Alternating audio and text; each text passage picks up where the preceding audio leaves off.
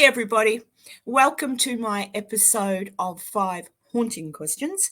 And this week, my guest is the wonderful, beautiful, funny, clever, adorable, come hither from Heather's, Heather.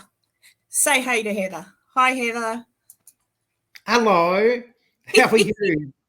Very good. I hope I didn't give you too much of a wrap up there. Oh, you don't believe a word she says, people. Oh gosh. So Heather, I guess to start, I know what your content is because I watch it. And you've got a good group of friends as well, Drew, Werner. But would you like to explain to everybody, tell them first what your channel is and what it's about and what they might be able to find there? Oh, absolutely. My channel, in short, is about investigating abandoned, unusual places and paranormal investigation. Long form is I go into older homes, unique homes, businesses, and whatever that is deemed to be left abandoned. While I'm there, I might do a paranormal investigation, or I'll go into places that I know are presented as paranormal, and I'll investigate those places as well. So that's the short of it. It's pretty cool. I have watched a lot of your videos, and I'm always fascinated, but we'll get to that later. I guess I wanted to ask, where did this passion come from? Like why? I've always been interested in both, actually. Paranormal in Australia isn't as big as it is overseas, like America and Canada. I think in my lifetime, I'm nearly 50, 37.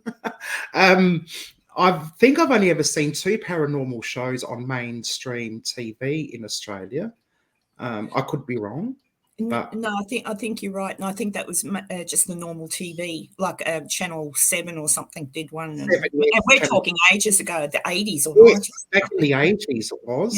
Yeah. And those shows only lasted 2 seasons, I think, 1 or 2 seasons. Every moment in time creates questions the human mind cannot answer. Out of reach, past all we can see, hear, and touch, beyond all we understand, lies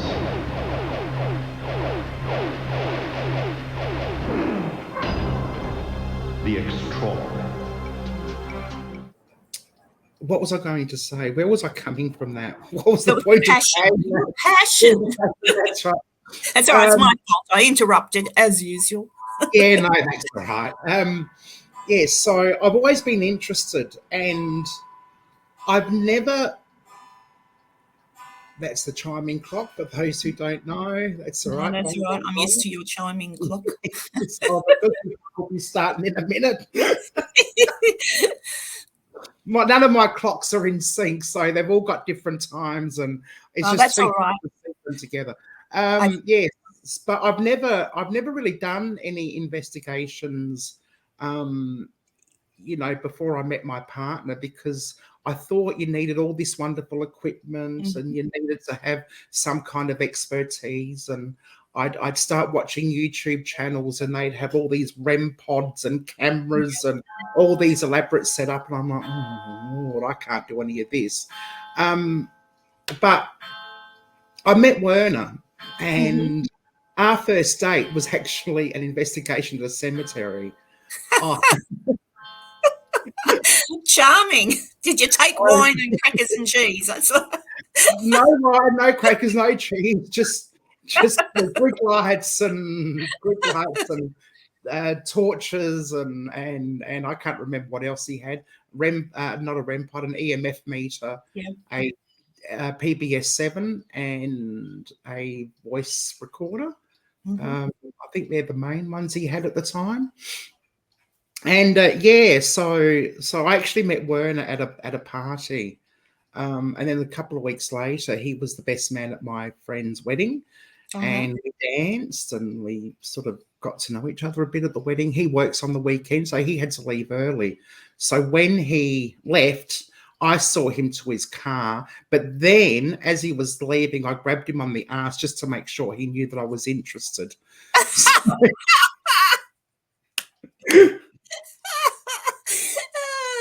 Why not? Yeah, exactly. Exactly. Yes. Sorry, guys, not Yeah. paranormal, but some helpful dating tips. Oh, A good good work. pinch on the arse never goes wrong. Good work. Yeah, so we went up to the Kapunda Cemetery. That was our first date. We met some other people there, and we did an investigation, and that's how I got into from being interested in paranormal to actually investigating paranormal. That's so cool. Yes. And well, in regard to that, how any experiences that you've actually had, and that's where I wanted to go later with the doll, but actual paranormal experiences that have made you go, "Whew," but you've not managed to catch or anything like that. Like any stories to tell? Yes, I do have, pardon me, a couple of stories. Now, we went up to a mausoleum in Seppeltsfield. It's the Seppeltsfield Winery, and the Seppeltsfield family own this mausoleum, and they're all buried there. It's a very steep climb. So we were there with the group, and I needed to go to the toilet. And it's surrounded by bushland, so it wouldn't have mattered, going out in the bush. So I went off the main mausoleum area into the bushland, and I saw two women talking, actually as plain as I'm seeing you today. And I actually thought it was two women from the group who'd gone out to have a private chat. And I thought, well, I'm not going to interrupt them, and I certainly don't want to pee in front of them. So I went around the back of the mausoleum and did my business, and I came back, and I actually went to the two people. I said, were you over in the bush talking earlier? They said, no. Why? And I'm like, oh my goodness, they weren't there. I must have seen, because they both had long hair. One had dark hair. One was a blonde, like my two friends. That's why I thought it was them. And I thought, oh my, I think I've just seen two spirits or two women of that family talking to each other, because nobody claimed to be In that area. In that area. Ooh. Now, I do, because you can probably see from behind me, I've got a little bit of a fascination with dolls, and I've got a lot of collections of dolls. Not a ton, like I couldn't fill a shelf, but I like dolls. Would you like to tell people about your little doll that I know lives over to your, your left, I believe? Yes, actually, there it is. That's not. That doesn't have an attachment, but that is. But yeah, that's a. Yeah, a face only a mother would love. Absolutely. Well, yes, I was. Oh, did he? Yes, it's supposed to be a vampire baby. Yes, now, I saw it. The doll I'm talking about, though, is further to the left. This one. Big one. I don't know if you want to see my. Where's she gone? Oh, there she is. There she is. Yes, that one. That's the one that fascinated me when we were in a live chat and you were telling stories about that little person. Yeah. But yes, I interrupted you again. I've got to learn not to do that. Go. You were talking about Werner, the vampire doll. Well, anyway, he bought that doll. The picture on Facebook wasn't what we got. Oh. And when I looked it up on eBay, because I only paid about $50 or $60. When I looked on eBay, the actual real vampire babies that he should have got were like $300. And I said, well, get what you pay for. Yeah. And I must admit, I know the ones, it's a lady, I think, makes them, she gets the normal baby dolls and she turns them into, I'm like, ooh. But yes, she's a walking doll, isn't she? Or is she just a big doll? No, she's just a big doll. She's on a stand. Yes. But you told those few stories about movements of her. Yeah. Okay. Well, I'll tell you how I got her, because that was rather interesting. We were in a visiting Werner's dad in a town called Berry. It's in the Riverland in South Australia, and there's a op shop, one of the biggest op shops probably in the area, and it's huge. It's just like this great huge barn type thing. And there you go. That's all right. That op shop. It's a cuckoo. That op shop sounds like my dream. I love an op shop. Oh yes, amazing. I think you'd love it. I think you would absolutely love it. Anyway, Mm-hmm. so there she was, and I was attracted to her straight away, absolutely straight away. And I walked away from her, and I came back and walked away. And then Werner comes up behind me and he goes, Heather, there's a doll out here that I think you should look at. And I'm like, okay. And he brought me to Isabel, that doll. And I said, I think I need to take that home with me. So I got the necrophonic out, didn't I? Okay. And I actually asked the doll 3 times if you'd like to come home with me. And the doll clearly said no. Oh. Clearly said no 3 times. I did get someone to try and record it, but for whatever reason, their recording didn't work. Oh. And I'm like, well, you don't know what you want. So I decided. So I decided to take her home with me anyway. And so I've actually done a couple of live sessions where I've communicated with the spirit attached to the doll. And it turns out she is, her name's Rose. The doll's Isabel. The spirit is Rose, so I call the doll Isabel Rose. And you'll see videos on this in my earlier videos, live streams, like from 2 or 3 years ago, whenever I started. And I found out that Rose was a sex worker from Perth who was murdered by her accountant boyfriend, but she's also a lesbian. Oh, crikey. A real mixed bag. So that's what I found out about her. And when Werner and I, this was during COVID. Am I allowed to say that word? Bleep it out. Yeah, no. I hate saying that word. But during a time when we were like had to stay home or go to work if you're an essential worker, I think we were back on part-time hours. Part-time, like the 1 square meter per person. So it was partly at work, rostered. And we were both at work. We both went to work. Werner picked me up from work because we finished at the same time. And we got home, and Isabel Rose was actually, see that door? There's just a little hallway behind on the lounge room door that leads to the bedrooms and the bathroom. And she was there facing the inside. So she not only had moved from there to that position, she'd gone into the hallway and she was actually facing the lounge room. Ooh, bit creepy. Yes. And when it goes, are you sure you didn't move it because you were doing housework or something like that? And I said, Werner, I do not do housework before work. I do housework on my days off. I haven't got time to do housework before I start a shift. So, no, I didn't move her. I had no need to move her.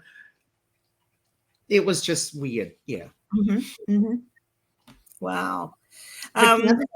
She hasn't done it since. I told her not to, and so it hasn't happened since. Oh, cool. What do you think about aliens? Are they real, or are they just like a figment of everyone's imagination? I think they're real. There's too much anecdotal evidence to say there's not. Obviously, there's no hard and fast proof. It's not a science. But, anecdotal evidence being what it is, when you collate enough of it, you've got some cause for saying that it's real. Yeah, so I believe in aliens. I've seen a UFO myself, or at least I think I've seen a UFO. Again, I can't be sure. So, yeah, I believe absolutely.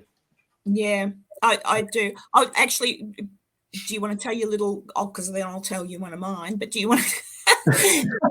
I'll tell you yours if you tell me. Yeah. Do you want to tell your little UFO spotting story? Yes, I'm happy to do that. Okay. Now, I was having a cigarette outside. I couldn't smoke inside. I would think I was in high school, and I saw this sort of dome with a round bottom like that. I don't know if you can see me. Almost like something you'd see out of a Bugs Bunny cartoon. And it was throbbing. It was glowing and throbbing. That's always a good sign. Sorry.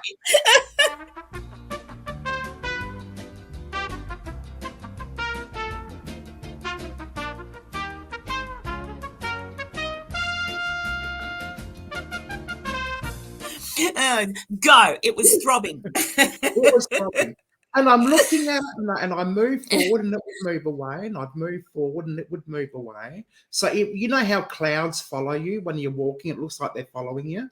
Yes. That's what it felt like. It was sort of moving away from me as I was walking. So it's not like I take a step forward and it would take a step back. It would move with my movement, or that's what it looked like. And then all of a sudden, it just shot up and out of sight. Well, that sounds like a UFO to me. Yes. Oh, well, then my story compared to yours is awfully boring. Yeah. More than a few years ago now, about 15 years ago. God, I'm getting old. I used to clean my children's school. Single mum, had a job cleaning the school. One morning I went down there. It was about 4 a.m. I'd get down there early to start. Got out of my car, grabbed a few things, and happened to look up and thought, geez, the moon's bright tonight. It was behind clouds. It was very bright. And then I did a bit more out, and I looked back over and I thought, where'd the moon go?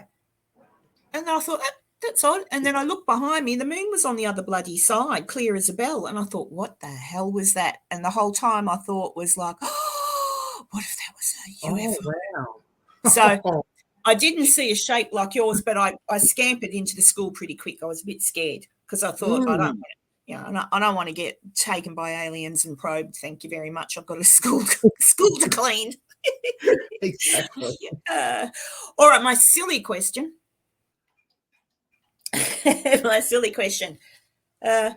Undies or commando? On me or on someone else? On you. On me, commando. Yeah. Me too. Commando. Me too. Much more comfortable, girls. It is, absolutely. Everything breathes. And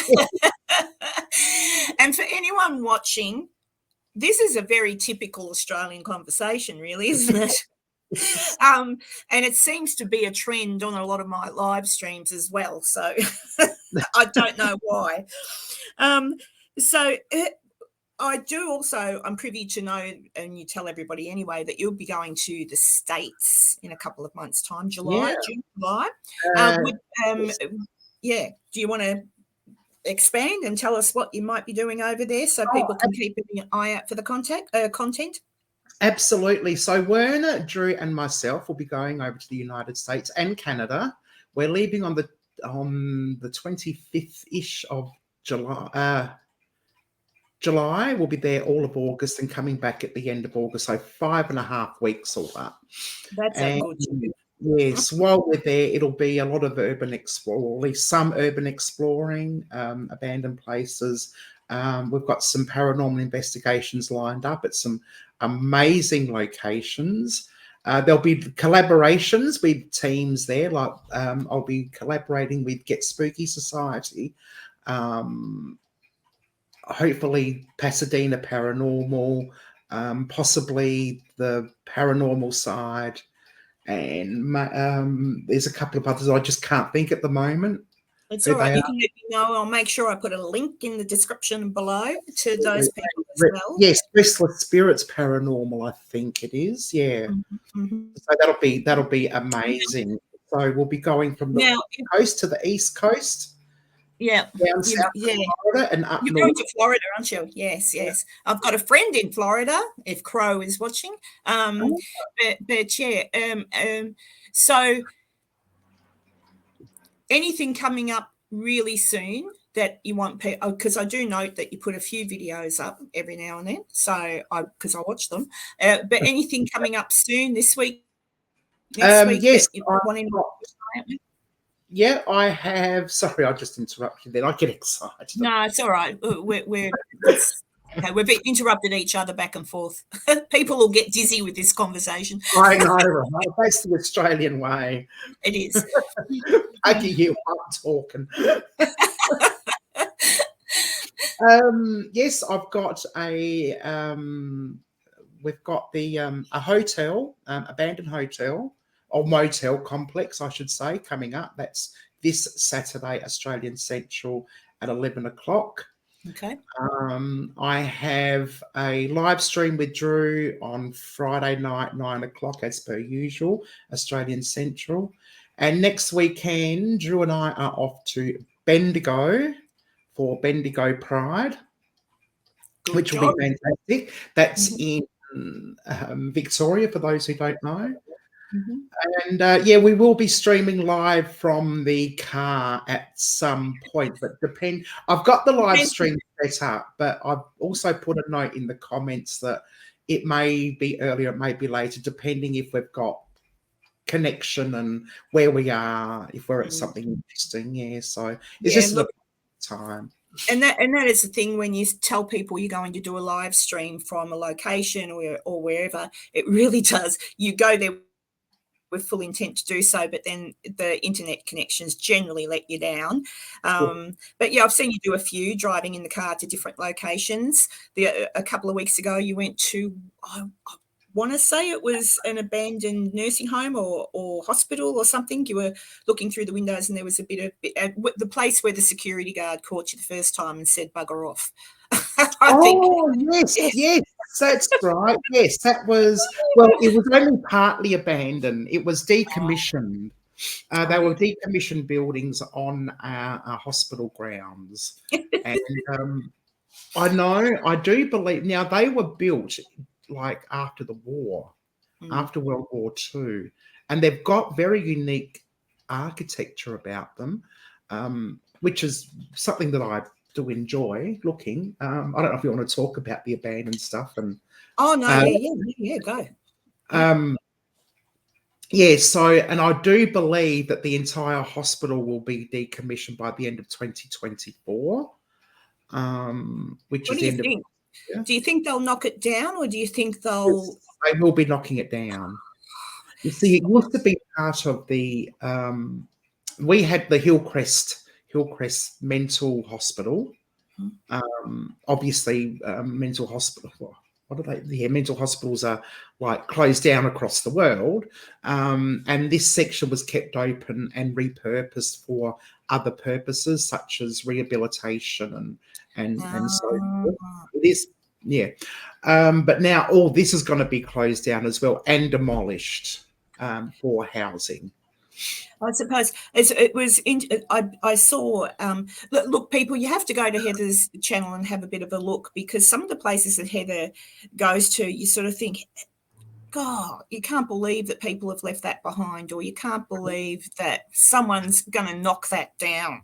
Like some of the old buildings. And that is a question that I had for you. Actually, I did ask you once in a chat, and then I forgot about it. But when you go urban exploring to these houses that are obviously empty or whatever, is the door just unlocked? Because most of the time you just push on the door and open it and in you go. It's kind of like, what? They haven't even generally speaking, there's a way. There's always a way in, but if a door's open, They, it just. Well, that's fair enough. If it's open, it's open. That's a way of saying welcome. Absolutely. If a window's here open, in Australia, if your door's unlocked, anyone can walk in. And a lot of people, I do know people who live in country towns who leave their back door unlocked. They'll lock the front door, but they'll leave the back door unlocked because they're in a small country town. Who's going to break in? Town, and being what it is, there are no break-ins, and the only break-in they had was caught by the police hours later. So yeah, you don't have much. I don't know what it's like these days with so many people traveling all over the place. It might be different, but this is going back about 20 years ago, which isn't all that far. Yeah, no, and I think back that far too. I'm a little bit older than you, Heather, but certainly, yeah, it was. If you lived in the city, like I grew up in Dandenong, Springvale, Dandenong in Victoria, and back in the day, like you might get someone say, "Snib the door, we're all going to bed," because it was a bigger built-up area. But I've lived in the country, and if you forget to lock the door or you leave the door open because it's a hot night and you've got your fly screen, so yeah, absolutely. Oh, the good old fly screen. Oh, good old fly screens. But I'm also going to America, but I'm not telling anyone where I'm going, you see. So it's a bit of a secret. But I do know that I'll be in some of the places you're going, not all of the places you're going, but some of the places before you get there. So I am going to take a piece of chalk with me. And somewhere in some random place in that building, you'll see a big love heart with Heather in it. So look out for it if you're absolutely. So just a bit of chalk. I wouldn't dare graffiti with paint, but it's and you're going to Canada as well. What part of Canada are you going to? Just by Niagara Falls, Toronto, Niagara Falls area. Cassie, my friend Cassie from Weeping Willow Paranormal, she lives. Oh yes, I know Weeping Willow. Yes, she lives. She lives there, just 10, 15 minutes. She's there, but also for people to know that content, when you get back, if you're not getting back to August, we're looking later in the year for your content to come up, other than the live streams that you will be doing. Yeah. Is there anything else you want to spruik or talk about or plug or anything like that before we wind it up? I don't know. No, that's pretty much it. Yeah. So, guys, look, I love watching Heather. She's a real hoot.